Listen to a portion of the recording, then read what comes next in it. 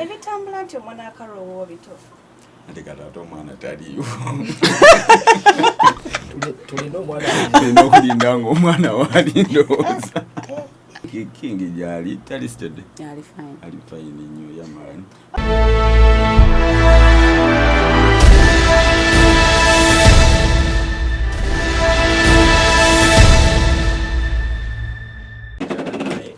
obudde bwe twayogeddeko tubuyisizaamu naye tekyebeereka tuli wano olwa fefebussi ne karolekasita bagenda balina ekivulu kye balina bakats promotions babayise e Dubai eyo era buli kimu kyawedde wabaddewo okutya nti ennaku z'omwezi 7 Oktoba Karo ne Fefe bayinza obutagenda bwe balabye Karo ng'awanise ekivulu ne balowooza ebirala byonna yabisazizzaamu so twagala okubeera ntuulira ebigambo byabwe bakakasensi n'abawagizi baabwe abali wabweru eyo nti ddala bwe baba bakugenda tukikakasize wano baba si bakugenda nakyera tukitegeerere wano so njagala tutandika na Fefe oyogereko eri ensi kuba kati ensi yonna eba ekulaba endakiika eno okay owekitiibwa Fefe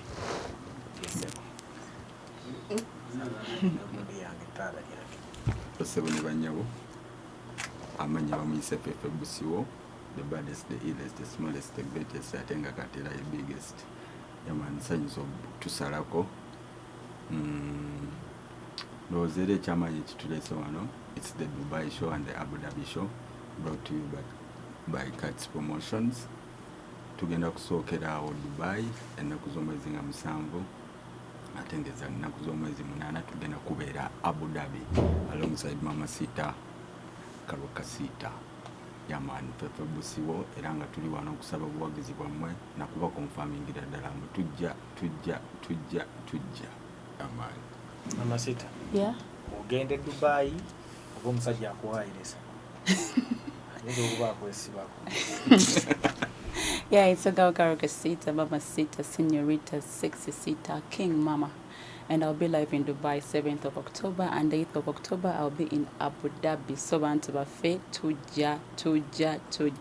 Brought to you by Cats Promotions. Temba muna kutya. Visa zafulumye dda. Tickets baziguze dda. Tujja ku Thursday on the 6th of October and tujaberayo on time. Tuchakaye namwe then tubakuwa kavulu 7th and 8th October. So don't be worried, we are on our way, we are coming through. All our fans, we are coming. Kale, tuyinza okuba tubalwisizaawo kabuji kalifa yakazinga sibyo ebibuuzo bya Dubai. Kale, ebibuuzo bye tuba tubirina katandike naawe olabika olina ekibuuzo nyawo buuza tulaba kya Dubai. Shanka si kya Dubai. Lwaki promoter yasazeewo kubatwala babiri? Yalabyemu engeri oba? You want to answer that?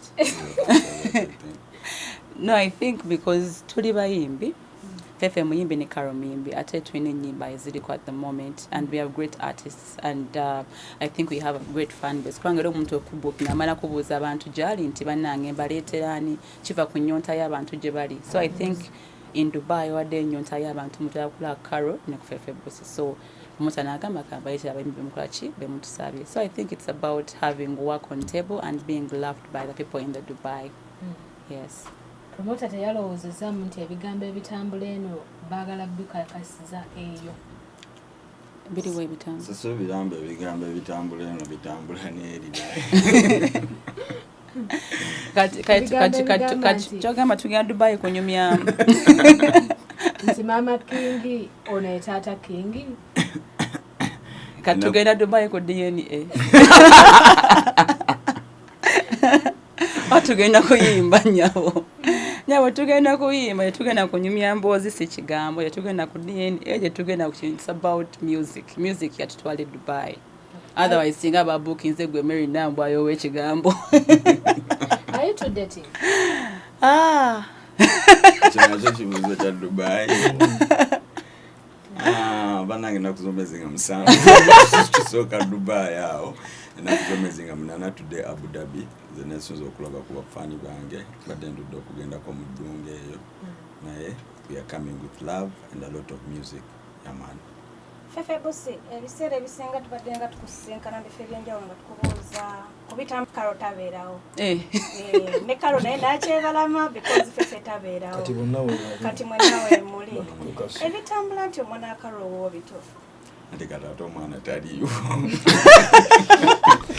tulina omwana tulina okulinda ngaomwana waali ndowooza abantu baagala okumanya kozi bo basisitonyo mwabunamu abakyesibyeko abantu balina byebakola oli ku bantu mubaagala okumanya abantu balina byebakola abantu batulinze Dubai eyo naye kingi gyali talisted ali fine nnyo yamaani karolekasita abantu abamu balanga ebivulu byabwe ngaomwaka gutandika netumanya nti mu Desemba tulina ekivulu kya Gondi mu Gwomukaaga tulina ekivulu kya Gondi lwaki wafuddeyo mu kaseera katono nnyo tugenda mu October olanze ekivulu kya November? I think nalanga last year nakata album yange that was 11th August. Just that when the date came I was not ready. So nensalawo pushing a concert yange to 17th November. But I announced the dates last year in August. Just that I'm to Irao, no chusa this and that, but to sigale kumunamagwa Dubai for now. Then tujja kugera ku concert. Era nja kuddamu nkuyite kugambe lwaki na yangu yokola ki okukiranga ndowooza anti yes obibuuzo tetusobola kola about Dubai mu November of course tulina okukyogerako ebibuuzo tukubuuzizza right omaze kulaba nga ofunyemu ko pressure y'ebivulu nnyo buli kumpi buli mwezi tubadde n'ebivulu n'ogamba nawe omwaka tibukoleka sina pressure namunkebereko tango nkwateko pressure wajipima nachi. Honey, I have no pressure. I'm a very normal human being. Nakapa pressure wange sikalina. So I think I'm an okay. Tambula ku no more pressure. See no pressure yona. So don't be fooled. I'm doing my concert because I've earned it in this industry and it's the right time to do it. Yes. Wetesete so student tebeyo. Wowe tebaze nnyo. Like wetesete sotya. Ncheteekateka. Yeah, ncheteekateka sinnatuuka kweteekateeka. Saka Dubai. Nga 7-8 muzeeko Abu Dhabi. Era manager. Banaddira ebimu ebya pressure. Nga tewali ndowooza.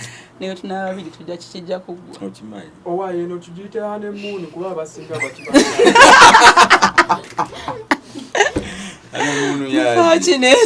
Ababiri ng'abantu bwe batubayita.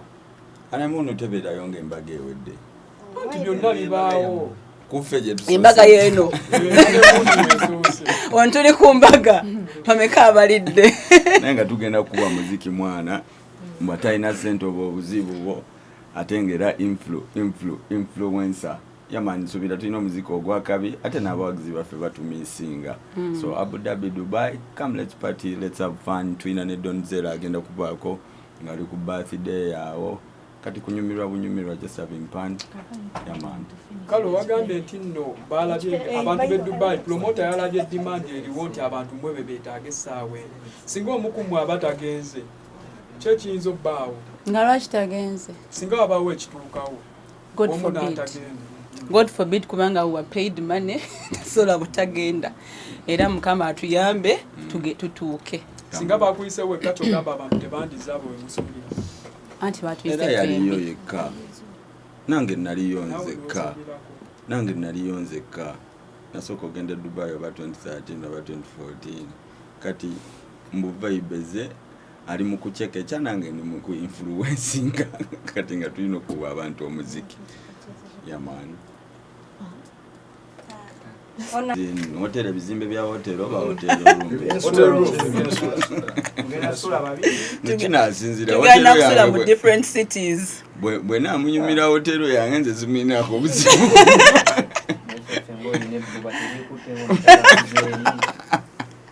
Makono patines. Makona ng'obuuza otya. Banange ekirala ndowooza kyennyinza oyisaawo. Abankubira ku simu yange sinze manager wa karolekasita.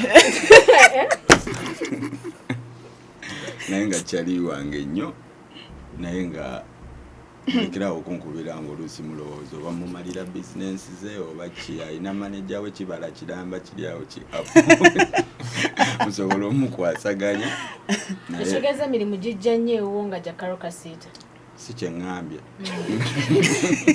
ŋŋambye abankubira olumu nga balowooza nsobola okubamalira eya karolekasita sisobola era ne Dubai yalabye management ye nange neraba management yange kyova olaba sobola ofuna room yange mu hotel oba nsobola ofuna hotel yange naye naafuna eye singa oli aba ayisemu gwe ofuna karolekasita tasobola mufuna era bw'aba mpiseemu mpitiramu buyisi ddala bw'ati mpaka wuwe naye nze sisobola bimala yamaani